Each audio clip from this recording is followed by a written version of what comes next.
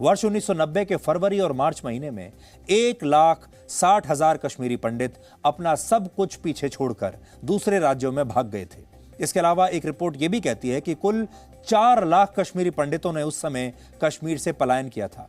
यह पलायन 1947 के बाद देश में हुआ दूसरा सबसे बड़ा पलायन था, लेकिन उस समय के नेताओं ने, उस समय के मीडिया ने इस पर कुछ भी नहीं कहा। शांति छा गई। उस समय आतंकवादी कश्मीरी पंडितों को कैसे धमकी देते थे, आज एक सबूत मैं उसका अपने हाथ में लेकर आया हूं। तब इस तरह से ऐसे नोट्स बनाकर कागज पर जान से मारने की धमकियां लिखी जाती थीं और कश्मीरी पंडितों को कहा जाता था कि वो और उनका परिवार बचेगा नहीं। ये जो धमकियों भरे पत्र थे, इनको दीवारों पर घरों के बाहर चिपका दिया जाता था। और देखिए इसमें लिखा है, ये जगन्नाथ रैना नाम के किसी व्यक्ति के लिए लिखा है और जिसमें लिखा है, you are IB, your wife is IB। IB मतलब भारत की जो खुफिया संस्था है। We will kill all of you. फिर लिखा है, your 3 sons, 2 daughters, your 3 sons, 2 daughter-in-laws and their children, इनको हम मार डालेंगे। Come to Srinagar and you will be murdered. Be careful, you are enemy. आप हमारे दुश्मन हो, यह लिखा है इस पर। इस तरह की जो चिट्ठियां हैं, धमकी भरी चिट्ठियां, ये कश्मीरी हिंदुओं को भेजी जाती थी। और ये उसी जमाने की एक चिट्ठी आज मैंने आपके लिए निकाली है, हाथ से लिखी हुई चिट्ठी है। इस विस्थापन के कुछ महीनों बाद कांग्रेस और दूसरी पार्टियों ने यह माहौल बनाया कि कश्मीर में अब सब ठीक हो चुका है, सामान्य है, जबकि यह सच नहीं था। 1990 को, जून 1990 में कश्मीर में एक ऐसी घटना हुई जिसने सबको हिलाकर रख दिया। उस समय गिरिजा टिक्कू नाम की एक महिला कश्मीर की एक यूनिवर्सिटी में लाइब्रेरियन के पद पर काम करती थी। ध्यान से सुनिएगा ये कहानी। लेकिन पलायन की वजह से उन्हें कश्मीर छोड़ना पड़ा था। लेकिन एक दिन उनके एक सहयोगी ने उन्हें फोन करके कहा कि उनकी सैलरी आ गई है और अब यहां पर माहौल भी शांत हो गया है, इसलिए अब वो वापस आकर अपनी तनख्वाह ले सकती हैं। यानी उन्हें कहा गया कि अब आप कश्मीर वापस आ जाइए, यहां सब सामान्य हो गया है और आपका पैसा भी यहां रखा हुआ है। गिरिजा जब कश्मीर पहुंची तो उन्हें बस से उतारकर दिन दहाड़े 5 कट्टरपंथियों ने अगवा कर लिया, उनका गैंगरेप किया और आरी से उनके शरीर के 2 टुकड़े कर दिए। 2018 के कठुआ गैंगरेप को मुद्दा बनाने वाले हमारे देश के इस गैंग ने कभी भी गिरिजा टिक्कू की बात तक नहीं की। आज तक किसी ने उनके साथ हुए अन्याय को आवाज नहीं दी। 2008 के बाटला हाउस एनकाउंटर में जब 2 आतंकवादी मारे गए थे, तब सोनिया गांधी की आंखों में आंसू आ गए थे। लेकिन कश्मीरी पंडितों के लिए उनकी आंखों में एक आंसू नहीं आया। कश्मीरी पंडितों का दर्द आज आपको उन्हीं की जुबानी सुनना चाहिए और हम वर्षों से कश्मीरी पंडितों के बीच जाते रहे हैं, उनकी कहानियां सुनते रहे हैं, आपको सुनाते रहे हैं और आज हमने अपने जो पुराने टेलीकास्ट हैं उनमें से कुछ कश्मीरी पंडितों की कहानियां खास तौर पर आपके लिए निकाली हैं। आप सुनिए उन्होंने हमें क्या बताया था। Somewhere around December of 89, I remember waking up early morning at around 4 a.m. This is winter, so it's really dark outside, to blaring sounds from a mosque which was literally 15 feet from my house in Bana Mohalla, Kashmir. So I wake up, I see my bua, my aunt, peeping through the window and almost sobbing. This was a sight I had never seen before, so once I was fully in my senses, I actually went all the way to the window and popped it open to see hordes of people. I could see to the end of the street on both the sides, and it was filled with people, mostly men, but also children and women, all shouting slogans of "Yahan kya chalega, Nizam-e-Mustafa, Yet kya bene Pakistan, Bata Vrost Batnevsan." So in Kashmiri it means, or once you translate it from Kashmiri to Hindi or English, it would mean what will be formed here, i.e. Pakistan, without the Hindu men here, but with their women. That somewhat younger local Muslim population, I think they suspended reality.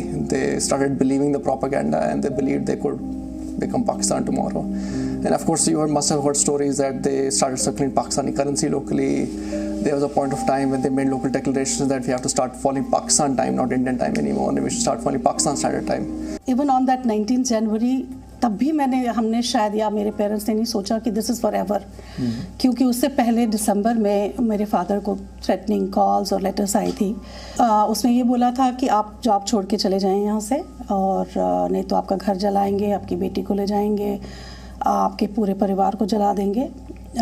which somehow he managed to talk to people in his office, जो बड़े उनके bosses वगैरह थे, तो somehow they settled it. We don't know how they settled, what they did, but they told him कि कोई problem नहीं है, आप चिंता नहीं करो, कुछ नहीं होने वाला है। It seemed like that's it, our life is done.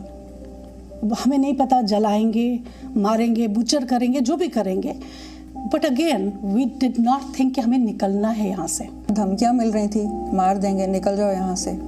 जब इंडिया पाकिस्तान का मैच होता था और वो इंडिया जीत जाता था और पाकिस्तान हार गया, मेरे को अभी भी याद आता है, मैंने अपनी आंखों से देखा है थ्रू द विंडो, एकदम इंसानों को जो सामने मिला उसे काट दिया, फेंक दिया और वो सैक में बंद करके। That memory I can never forget in my lifetime. My father-in-law, you know, his name Dr. B.N. Khashu, you know, he was the first psychiatrist of Jammu and Kashmir state, and he dedicated his entire life to the service of the people of Jammu and Kashmir. His mind was there, you know, up until his last day of life. This was the only thing that he kept asking us and himself, will I ever go back to Srinagar? And he did. I would say he really didn't die a good death. He didn't deserve that kind of a death. वहाँ poster लगे रहते थे कि उसमें लिखा जाता था, कश्मीरी पंडितों यहाँ से भाग जाओ, आपकी जो औरतें हैं, बहनें हैं, माताएं हैं, उनको यहाँ छोड़ो, मर्द लोग यहाँ से चले जाओ। बहुत सारे कश्मीरी पंडितों को चुन चुन कर मारा गया, बेदर्दी से मारा गया, और वो दिन आज भी हमें याद आ रहे हैं और तरस रहे हैं, कांप उठते हैं। 89-90 वो उनका दौर था, यहाँ क्या चला गया निज़ाम मुस्तफ़ा सर, उसके बाद कितने कश्मीरी पंडित मारे गए। क्यों नहीं आज तक अपवाद के रूप में एक केस दर्ज हुआ, एक FIR दर्ज हुई, कोई चार्जशीट फाइल हुई, क्यों नहीं हुई? सर, जो ओपनली आपकी मीडिया में बोलते हैं कि मैंने 20 को मारा, दूसरा बोलता है मैंने 30 को मारा, क्या उनको बिरयानी खिलाओगे आप? कश्मीरी पंडित को क्यों भगाया गया? ये भारत को भगाना था, क्योंकि कश्मीरी पंडित एक क्लास हिंदुस्तानी माना जाता था, खास करके जमात इस्लामी वालों की नज़र में, और जो पाकिस्तान स्पॉन्सर्ड टीमें थी उधर, उनकी नज़र में कश्मीरी पंडित को प्योर हिंदुस्तानी माना जाता था। हमारी बरादरी ने रात के टाइम हमें कहा कि आप यहाँ से चले जाओ, क्योंकि हमारे हाथ में नहीं है, ये आप दूसरे लोगों के हाथों में है, हम अपने आप को महफूज नहीं समझते हैं, तो आपको क्या सिक्योरिटी दे देंगे। आज आपका घर है, आपको कोई बोलेगा कि आप घर से निकल जाओ तो कितनी तकलीफ होती है, और कहाँ जाएं, तो भी मैं बोलूं कि हम लोग निकल गए और अलग अलग जगहों पे सेटल हो गए। इसका मैं क्रेडिट कश्मीरी पंडित अपने आपको इसलिए भी देना चाहती हूँ क्योंकि हमारी लिटरेसी रेट इतनी है कि हम बंदूक भी उठा सकते थे, लेकिन हमने बंदूक नहीं उठाया, हमने पेशेंटली हम निकल गए।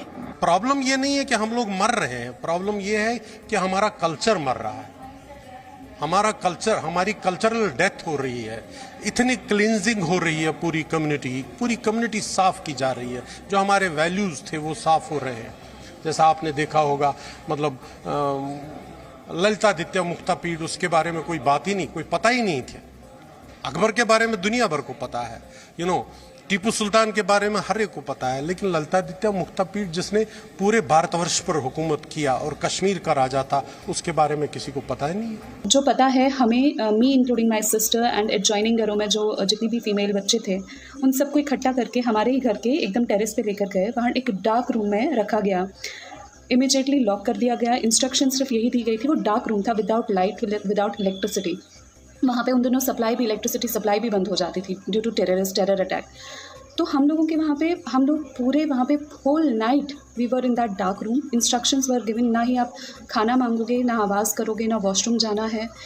एकदम डार्क नाइट, स्कैरी नाइट। और जो भी मुझे याद है इस टाइम पे, बस आवाज़ें पूरी रात हर एक मस्जिद से, हर एक मॉस्क से एक ही आवाज़ आ रही थी, हम क्या चाहते हैं, आज़ादी। कश्मीरी पंडितों घर छोड़ दो, अपनी फीमेल्स को यहीं छोड़कर मेल्स मेंबर यहाँ से निकल जाओ। तो ये पूरी रात चलता रहा। बंदूकों की आवाज़, कौन सा वेपन वो यूज़ कर रहे थे, क्या यूज़ हो रहा था बाहर, पूरा शोर, पूरी whole night was, we were just shivering like anything. सोच नहीं पा रही हूँ, दिमाग सुन्न हो गया है कि कैसे कोई किसी को खून से भरे हुए, उसी के पति के खून से भरे हुए चावल खिला सकता है। तो आपने देखा, कहा गया महिलाओं को यहाँ छोड़ दो और जितने पुरुष हैं सब यहाँ से बाहर चले जाओ। आज़ादी के बाद का 1947 के बाद का भारत का दूसरा सबसे बड़ा पलायन है। एक पूरी की पूरी कम्युनिटी को साफ कर दिया गया और उनके अत्याचारों की ये जो कहानियां हैं ये आपने देखी। और सबसे बड़ी बात ये है कि ये कश्मीरी हिंदू जो थे ये भी तो आतंकवादी बन सकते थे, ये भी बंदूक उठा सकते थे, ये भी बदला ले सकते थे, ये भी खून खराबा कर सकते थे, लेकिन इन्होंने ऐसा कुछ नहीं किया और शायद इसीलिए इनकी कभी कोई बात नहीं सुनी गई। इसलिए हर साल हम आपसे ये कहते हैं कि इस बात को आप समझिए कि हमारे देश में आज भी कैसे डबल स्टैंडर्ड्स चलते हैं। एक कहानी पर विश्वास कर लिया गया इस 70 साल तक और दूसरों की कहानी पर विश्वास नहीं किया गया। एक को अत्याचार माना गया और दूसरे को नहीं माना गया। Presenting B News app, available on Google Play and App Store. Download it now.